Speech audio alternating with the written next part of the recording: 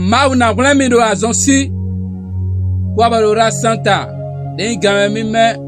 lobano do khoka mau lobono khode mena hanundo Exode 23 verset 25 mi wulando ye mau mavmavo mau miton wa minase ene unana nundudu mi bonana simi bona kula mi do azonsi Eina yenano gudonwe cha wini semawa jiro yando akpakpade na do we